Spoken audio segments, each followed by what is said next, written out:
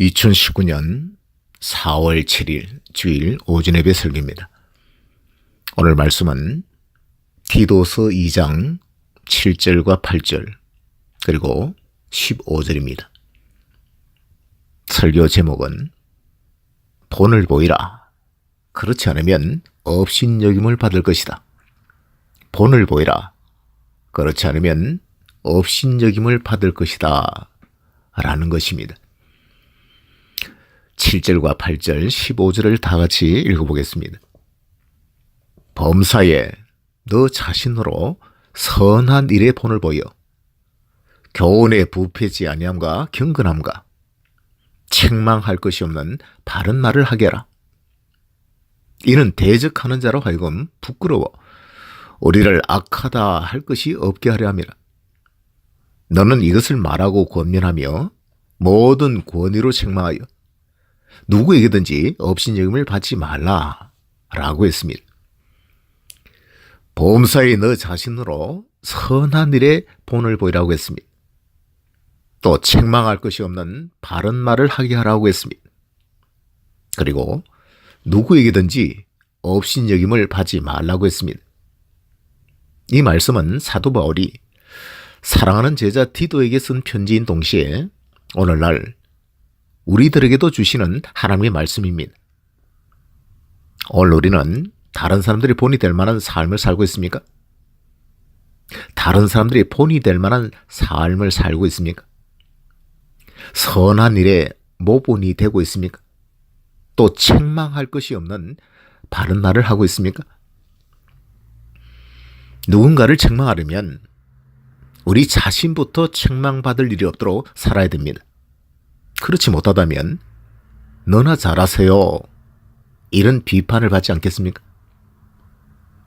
또 누구에게든지 업신여김을 받지 말라고 하셨는데 우리는 혹시 업신여김을 받고 살고 있지는 않습니까?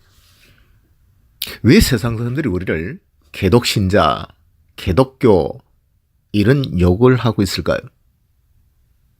핍박일까요? 물론 그리스도인이란 말이 최초로 사용되었던 것이 안디옥에서 시작이 되었습니다.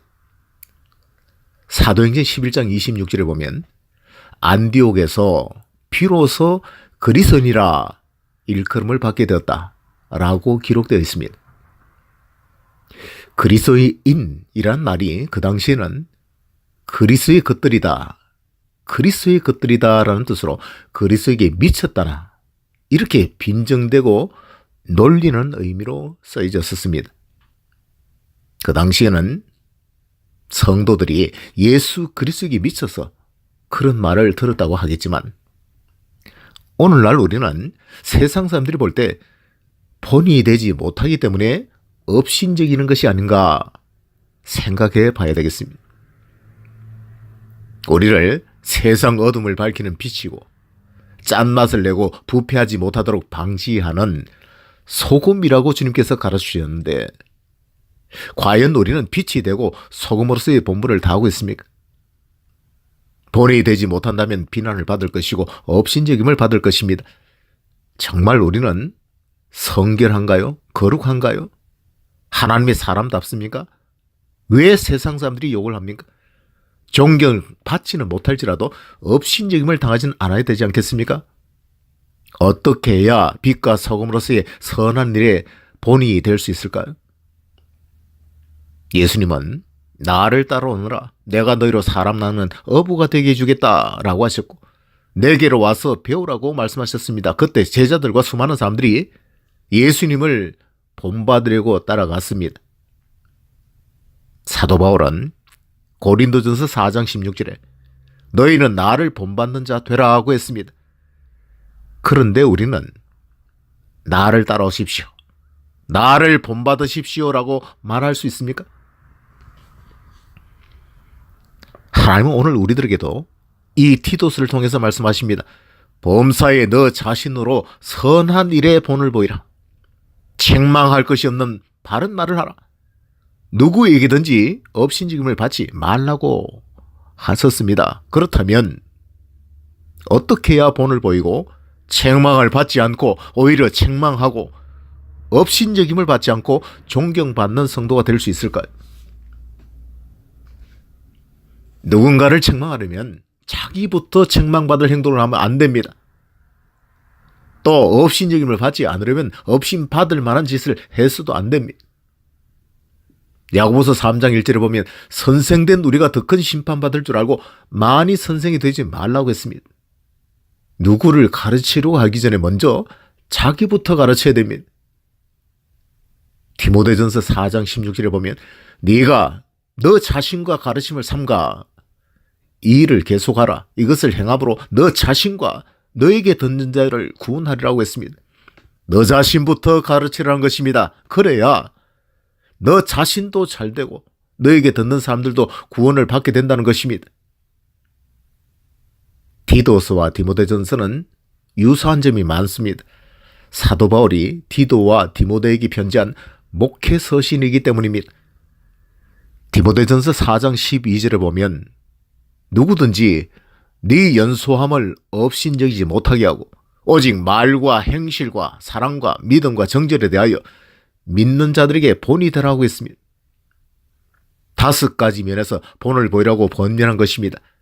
말과 행실과 사랑과 믿음과 정절에 대해서 본을 보이라는 것입니다. 그러므로 우리도 이 5가지 면에서 다른 사람들에게 본이 되도록 살아야 됩니다. 본이 될 만한 말을 합니까? 본이 될 만한 행실을 하고 있습니까? 본이 될 만한 사랑을 베풀고 있습니까? 본이 될 만한 믿음이 있습니까? 본이 될 만한 정결한 삶을 살고 있습니까? 과연 나는 성도다운 말을 하고 있는가? 신뢰할 만한 행동을 하고 있는가? 하나님의 사랑을 보여주고 있는가? 능력 있는 믿음을 가지고 있는가? 정력을 제어하고 절제하는 삶을 살고 있는가? 이 5가지 면에서 바르게 하고 있는지 돌아보고 회개해야 됩니다. 신앙의 인격은 하루아침 만에 다 만들어지는 않습니다. 수양이 필요하고 회개도 해야 됩니다. 바울은 날마다 자기를 쳐서 복종시켰다고 했습니다. 내가 죄인이고 내가 죄인 중에 괴수이고 내가 성도들 중에 가장 작은 사람입니다 라고 고백했습니다. 바울은 내가 그리스도를 본받는 것처럼 너희도 나를 본받으라고 했습니다. 죄를 회개하는 것, 그리스도 외에는 배설물같이 여기는 그것을 본받으라는 것입니다. 바울은 고린도전서 9장 27절에 이렇게 말했습니다. 내가 내 몸을 쳐 복종하게 하는 것은 내가 남에게 전파한 후에 자기가 도리어 버림이 될까 두려움이라 라고 했습니다. 육신이 좋아하는 대로 끌려가지 않으려고 자기 몸을 쳐서 말씀에 복종시켰다는 것입니다. 어떻게 그것이 가능할까요? 디모데전서 4장 7절 8절에 보면 오직 경건에 이르기를 연습하라. 오직 경건에 이르기를 연습하라. 육체의 연습은 약간의 유익이 있으나 경건은 범사에 유익하니 금생과 내생에 약속이 있느니라고 했습니다.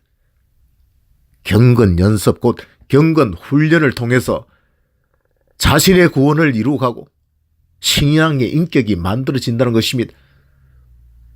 우리의 경건 훈련은 기도하는 것과 그리고 하나님의 말씀으로 교훈과 책망과 바르게 함을 받는 것입니다. 예수님도 날마다 경건 훈련을 하셨습니다. 새벽 미명에 일어나셔서 한적한 곳으로 가서 기도하셨고 때로는 철야 기도, 때로는 금식 기도도 하셨습니다. 또한 하나님의 말씀을 묵상하시고 그 말씀을 인용하시면서 가르치셨습니다. 당신이 먼저 행하면서 가르치셨기 때문에 그 말씀에 권능이 있었던 것입니다. 마가복음 1장 22절을 보면 그 가르치시는 것이 권세 있는 자와 같고 그 가르치시는 것이 권세 있는 자와 같고 서기관들과 같이 아니함일러라고 했습니다. 말만 하고 행함이 없는 서기관들과는 말의 권위가 달랐던 것입니다. 그래서 본이 되셨고 감동을 주었던 것입니다. 주님의 권세와 권능은 기도와 말씀에서 나온 것입니다. 그러므로 우리도 범사에 우리 자신부터 선한 일에 본이 되기 위해서 우리 자신을 가르쳐야 됩니다. 말과 행실과 사랑과 믿음과 정결에 대해서 본이 될 만한 삶을 살 수 있도록 경건 훈련을 해야 되는 것입니다. 경건 훈련은 날마다 해야 됩니다. 그리고 기도와 말씀으로 경건 훈련을 하는 것입니다. 날마다 기도하고 날마다 회개함으로써 거룩한 성도의 인격을 만들어 가야 됩니다. 또한 하나님의 말씀이 이 성경을 읽고 묵상함으로써 자기의 잘못된 죄를 발견하고 회개됩니다. 그래야 신앙이 성장할 수 있기 때문입니다. 그래야 신앙이 성장할 수 있기 때문입니다. 베드로전서 2장 2절에 보면 갓난 아이들같이 순전하고 신령한 제자를 삼아라. 이는 이로 말미암아 너희로 구원에 이르도록 자라게 하려 함이라고 했습니다. 하나님의 말씀이 순전하고 신령한 저지입니다. 이 하나님의 말씀을 사모하고 가까이 할 때 우리의 믿음도 성장하게 되는 것입니다. 성장하지 못하고선 본이 될 수 없습니다. 나보다 탁월한 사람이 아니라면 본받으려고 하지 않기 때문입니다. 저는 청년 시절 큰 감동과 영향을 저에게 주신 분들이 있습니다. 최병하 목사님, 김학조 장로님, 변성영 사모님, 송왕규 집사님, 이런 분들입니다.